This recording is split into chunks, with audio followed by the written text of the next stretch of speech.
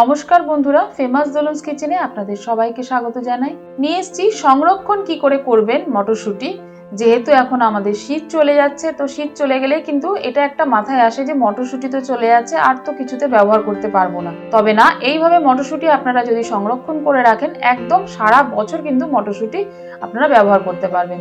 আর মটরশুঁটির colour যাতে একদম সবুজ থাকে, কোনোভাবে নষ্ট না হয়, সবকিছু টিপস আর ট্রিক্স আমি বলে দেবো। সঙ্গে থেকে কিন্তু আজকের ভিডিওটা দেখুন, আর ভালো লাগলে আপনাদের আত্মীয় বন্ধু বান্ধবদের কাছে শেয়ার করে দেবেন। আসুন আজকের রেসিপিটা শুরু করা যাক।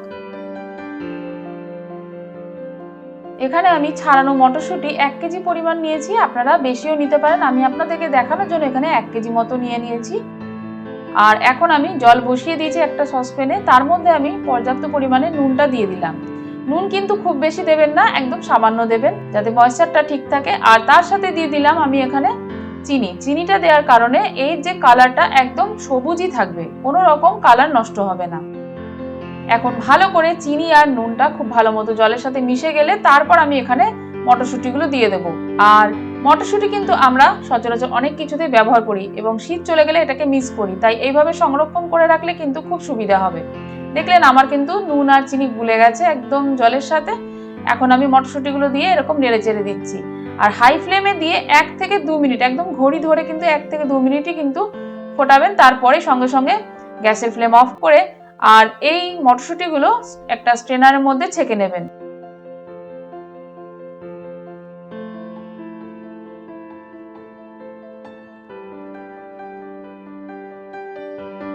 দেখুন আমার কিন্তু বেশ ফুটে এসছে।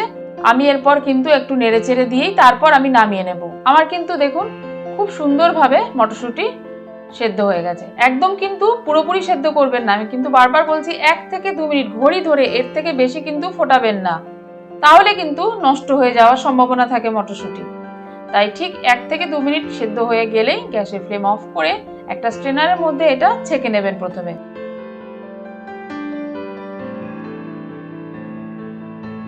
দেখুন একটা স্ট্রেনার বসিয়ে দিয়েছি, এখন আমি এর মধ্যে মটরশুঁটিটা ঢেলে দেব। যেহেতু মটরশুঁটি এখন কিন্তু খুবই গরম রয়েছে আর কুকিং প্রসেসটা কিন্তু কন্টিনিউ হতে থাকবে এই গরমের মধ্যে, তাই আমি এখন একটা পাত্রের মধ্যে একদম ঠান্ডা বরফ জল নিয়েছি, তার সাথে কিছু বরফও আমি দিয়ে দেবো যাতে কুকিং প্রসেসটা বন্ধ হয়ে যায় মটরশুঁটি।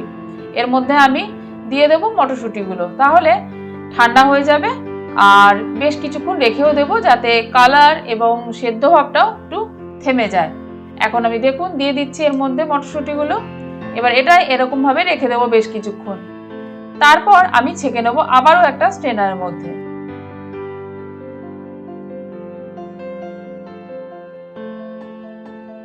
এখন আমার কিন্তু মটরশুঁটি একদম ঠান্ডা হয়ে গেছে। এবার আমি একটা স্ট্রেনারের উপর ছেঁকে নেব।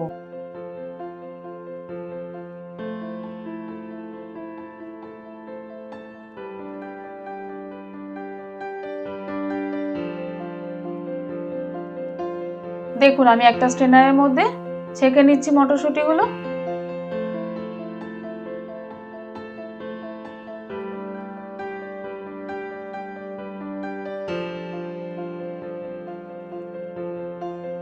এইবার আমি একটা পাতলা সুতির কাপড়ের উপর এই মটরশুঁটিগুলো এরকম ভাবে ছড়িয়ে দিচ্ছি।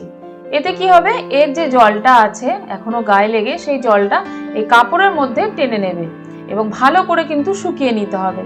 আপনি যদি এই মটরশুঁটিগুলো না শুকিয়ে রাখেন, এইভাবে রেখে দেন, তাহলে কিন্তু মটরশুঁটি পচে যাবে। তার কারণ মটরশুঁটির গায়ে যদি এরকম জল থাকে না, তাহলে কিন্তু মটরশুঁটির গায়ের উপর একটা হালকা বরফের আস্তরণ পড়বে আর তখনই মটরশুঁটি কিন্তু নষ্ট হয়ে যাবে।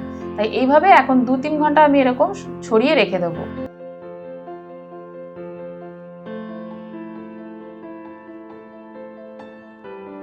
চলে এলাম 2-3 ঘন্টা পর, আর এরকম একটা স্টোরেজ করার জন্য আমি একটা বাটি নিয়েছি। আর দেখুন আমার হাতে কিন্তু একটু জল লেগে নেই, দেখে বুঝতেই পারছেন একদম এরকম ঝরঝরে হবে। আর ঠিক তখনই এগুলো আমি একটা কন্টেনারের মধ্যে ভরে রাখবো। আপনারা যে কোনো কন্টেনারে রাখতে পারেন, আপনাদের কাছে যদি নর্মাল এমনি বাটিও থাকে তার মধ্যেও রাখতে পারেন, যে কোনো কাঁচের বয়ামেও রাখতে পারেন। তবে একটু পরিষ্কার পরিচ্ছন্ন এবং শুকনো জিনিসের মধ্যে কিন্তু রাখবেন, তাহলে এই মটরশুঁটি সারা বছর কিন্তু এইভাবে স্টোর করে রাখতে পারবেন। যেহেতু এখন শীতের শেষ, তাই শীতের শেষেই কিন্তু মাথায় আসে যে আর তো মটরশুঁটি পাবো না, তাহলে কি হবে। এইভাবে আপনারা রাখবেন, একদম পারফেক্ট কিন্তু সারা বছর মটরশুঁটি আপনার কাছে থাকবে। আবার একটা নতুন রেসিপি নিয়ে আপনাদের কাছে চলে আসবো। সঙ্গে থাকুন, সুস্থ থাকুন, ভালো থাকুন। আর আমার রেসিপি যদি ভালো লাগে তাহলে কিন্তু লাইক, কমেন্ট ও শেয়ার করে দেবেন, সাথে সাবস্ক্রাইব করে সঙ্গে থাকা বেল বাটনটা প্রেস করে নেবেন। আর যদি ফেসবুক পেজ থেকে দেখে থাকেন তাহলে কিন্তু পেজটা ফলো করে লাইক করে নেবেন। আজকের মতো এই পর্যন্তই, আবারও চলে আসবো নতুন রেসিপি নিয়ে। ধন্যবাদ।